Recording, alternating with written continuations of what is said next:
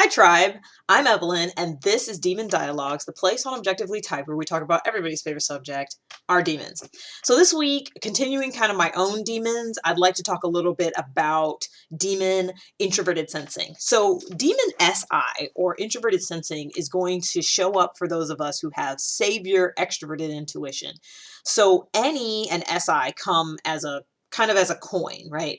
If you have extroverted intuition as your intuitive observer, then you are also going to have introverted sensing as your sensing. Like that's just the way the math works out. There's some reasons that I could like speculate as to why, but really that's not the purpose of this video. But basically that's the coin. If you're on the NISE axis, then if your intuition is introverted, so if you have an introverted intuition, you're going to have extroverted sensing.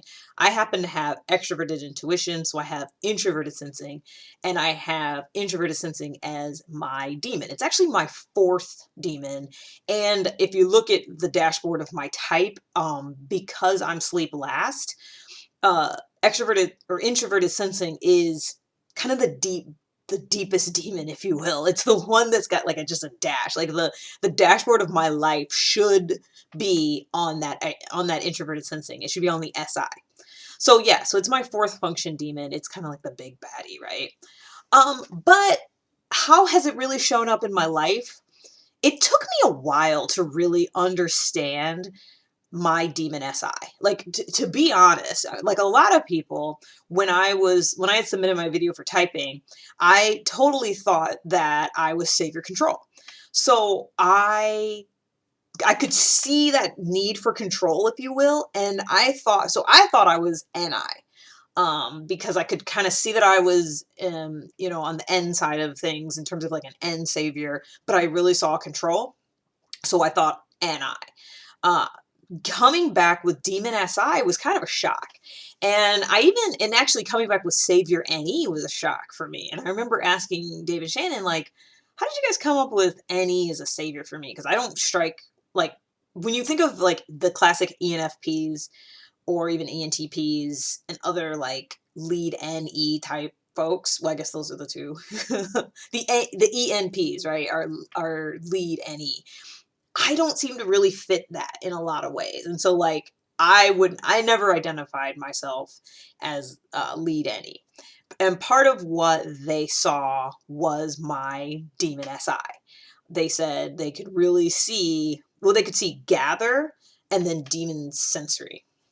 So the way that demon SI shows up for me personally is it's this feeling like I can't change my circumstance. And I think part of that also comes into play because it's masculine. And so the sensory is just not movable in my mind. So sensory being like observable facts and, things that you can observe in the real world. Because my sensing is masculine, like I will hit and hammer on the facts of the matter, even though it's not a savior.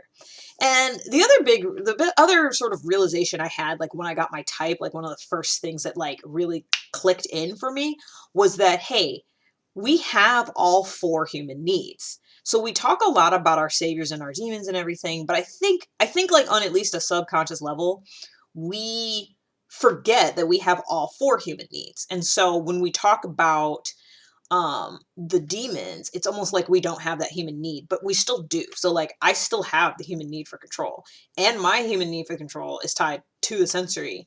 And so like I still have that need in my life, but the difference between my human need for gather and my human need for control is that I gather all the time in a subconscious, like not even aware of it state, because I'm just so obligated to do it. Like it's my savior. It's like what I do all the time. But controlling and narrowing down is always what I'm like, I don't want to do that. I try to push that away. And so, yeah, so Demon SI, it's for me, and I've been really like, only in the past couple days have I sort of been coming out of this. But like, if I had recorded this video like on Sunday, so today's Friday, if I had recorded it last weekend, I would have been sitting here telling you about how I felt so trapped by circumstance. And I still kind of get that feeling. Like it's only been in the last few days, really, truly. So this is a really, truly new experience for me of not feeling like I can't change my physical circumstances that like, and it's like almost, it's difficult to articulate, but Demon SI really feels like being trapped. So I think maybe it would be good to compare it with my understanding of Demon NI, and maybe we'll do a Demon dialogue on that one later. But what Shannon has described Demon NI as like is it's kind of like, and granted, this is from sort of an EJ perspective. Shannon is an EJ, but it's like a puppet master with these like strings that are like controlling you. Like your life isn't your own, your actions aren't your own. There's something out there controlling you, like some unknown force controlling you. And I've heard this from the Demon NIs. It's like these large concepts are controlling, whether they be like sexism, that's a big one, like sexism or the patriarchy. It's like this huge, like, it's almost like a conspiracy level of like control, right? But it's like this big conceptual control. And I think like what's interesting to contrast with Demon SI is I don't feel controlled. I feel like trapped. I feel like I'm in a box. Like I am capable of a whole lot of things. I can imagine a whole lot of things with my savior NE, but I can't do those things. Like I said, like I don't have the ability to change. Like the sensory is so immovable. And that's the other, like I mentioned, it's masculine for me. The sensory is so immovable that, and it's a demon, it just feels like a cage. It feels like a cage. It's like I've said this before, like even before I found OPS, I would say that sometimes I felt like a caged tiger. Like I'm capable of so much, but I'm not seeing the results in the real world because I can't control, like I can't get out of this cage of reality. So I can hear already my sensory friend saying, "You're not telling me anything, intuitive person. What do you mean caged? Like give me some sensory."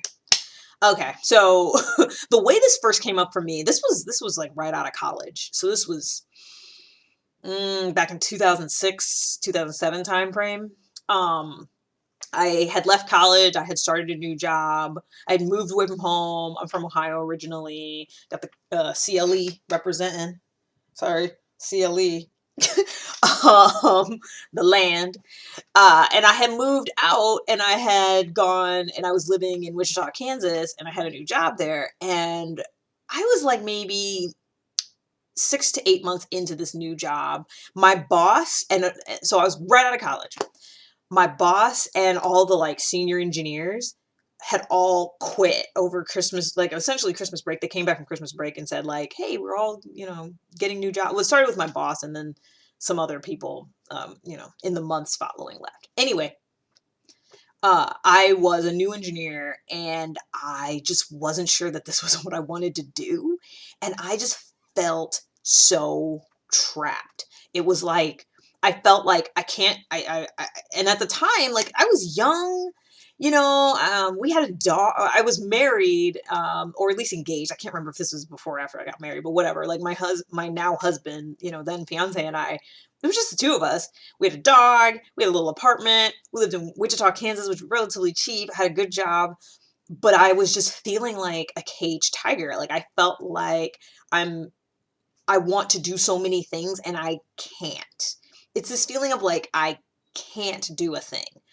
Like the sensory of my life, the way I say it is the facts of life are keeping me contained and not letting me do the freedom of everything that I want to do. And I think a cage is a good example, or is a good metaphor, because with my extroverted intuition, I can like see a ton of possibilities. It's like if you had a tiger in a cage, but then you put that cage out in the middle of a huge field or something. It's like the tiger can see for miles and miles and miles, but he can't move. Like that's kind of how I felt. That's how I felt.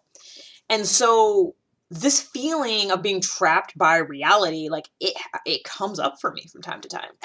So this was years ago. And what I ended up doing was my company actually had like therapists on staff and I ended up just talking, and the therapists were both like, they would help you with like actual like grief and depression, or they would help you with career planning and things like that. And so like I remember meeting with the counselor and she gave me some advice about, hey, just take a class, do some other things, and like let this job be the means or give you the means to then explore these other interests that you have. Like, yes, you have a good job, but maybe you want to do something else, take some classes and do that, right? And that like really helped. It really helped to realize, oh, I can do other things. And so, it's an interesting, what I love about OPS is that, to me, your type is just the beginning. Your type is really just a helpful map that will tell you, oh, these are why these recurring patterns have happened in your life. So this story I just told you was from well before I knew anything about OPS. Like, I mean, I knew about Myers-Briggs, but that was it. And actually, I thought I was an INTJ, like we all did, right? We all took the test and got INTJ or INFJ. We all did. And I did. And at the time, I honestly didn't think or relate to any of it except for introversion, which maybe that's on topic for another day. But like, so this was well before OPS. So getting your type doesn't change you. You are you. And your recurring life patterns have been happening. And so, yeah, before I got my OPS type, like, this happened to me. And now looking back on it with my type in mind, I'm like, oh, that was a demon SI type of tidal wave, in that I felt really trapped by demon masculine SI tidal wave. I felt really trapped by my circumstances, and they felt really immovable. Like, it feels so real.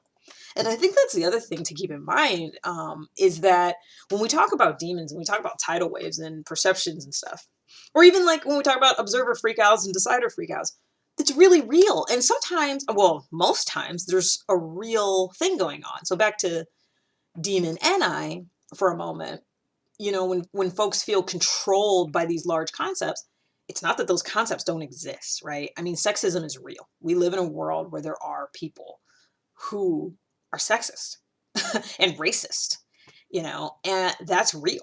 That's real. But the thing is like, your mind is thinking that thing is controlling me to a level that then paralyzes you. And I think like that the paralyzation, like when you get to the point where you can't work through the issue, that's a demon.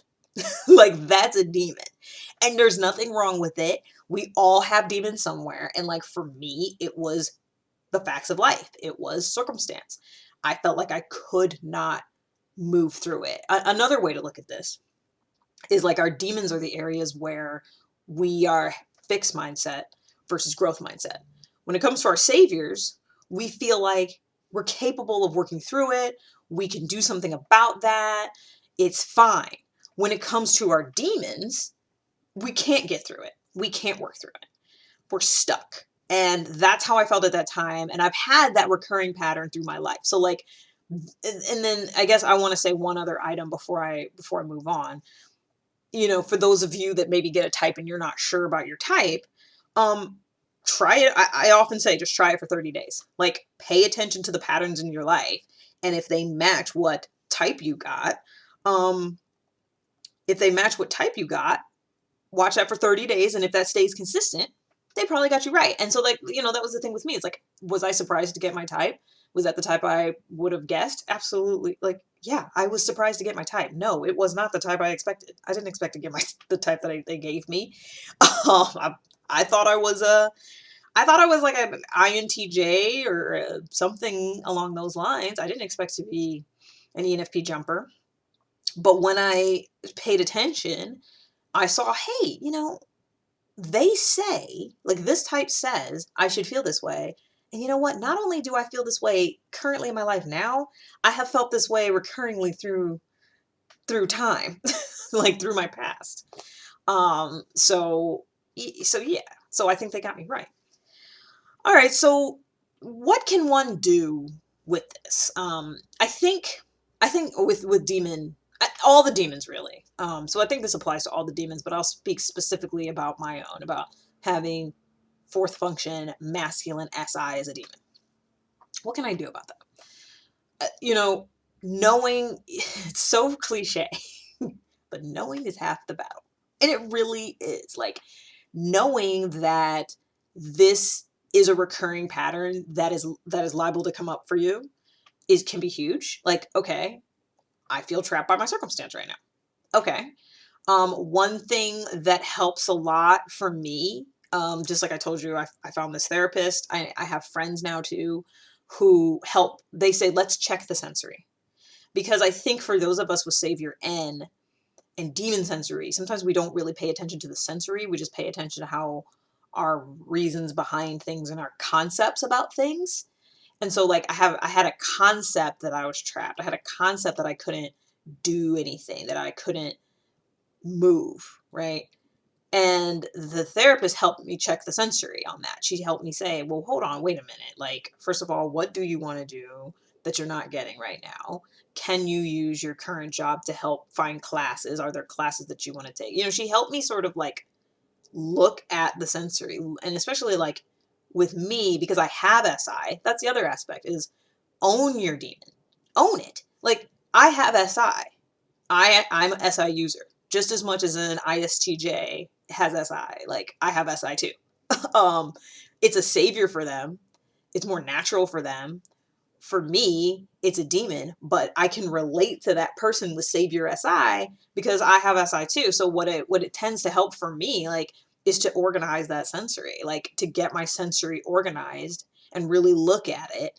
And then when I look at it, I'm able to realize, okay, there are things I can do. There are things I can do. Like, here are the things that I'm really not happy about. Then, and frankly, my demon sleep gets into this too. We talked about that last time, right? The demon feelings. If I can really just put a light on those things and really, in a very SI way, like, okay, what's my job? Like, what's my real financial situation? What are the options out there? What classes can I take? If I were to take those classes, what would that mean? How can I put together a plan? Like, very like bulletized, like, let's go into the SI. Let's stop putting it off. Let's stop ignoring it and actually look at it. So I find that helps. That helps. And also, again, kind of back to knowing is half the battle. It's recognizing that not everybody, that reality is not, like, your perception of reality is not reality. Okay? Let me say that again. Your perception of reality is not reality. It's your perception of it. So I had a perception that I was trapped. That is a perception. You know, oftentimes people, yeah, I think we all throw out the matrix a lot, and I think we do it sometimes lightly, sometimes not so lightly, but like, we really are in our own little matrix bubbles. Like, our reality is really made up of our perceptions. And it can be very, very difficult to step out of that and look at the situation. But like, at least knowing that you're in the matrix bubble, to me, that's can be incredibly helpful. Because you almost have to like fake it till you make it. You almost have to just be like, well, I'm just gonna, okay, so, you know, the books or like the teachings tell me that my reality is a perception. I don't really think that. You know what I mean? Like, you think it's real. You really believe it's real. So you say to yourself, okay, I'm just going to believe for a moment that it is just a perception. Like, I'm just going to believe that story and work under that assumption for a little while. So you fake it till you make it. You just tell yourself this is a perception, even though I think on a deeper level you oftentimes don't believe it. I know I don't. So yeah, so those are some tips on how to deal with demons in general, and demon SI in particular. Because it comes back to the idea that you can't change your circumstance, the idea that you can't do something about it.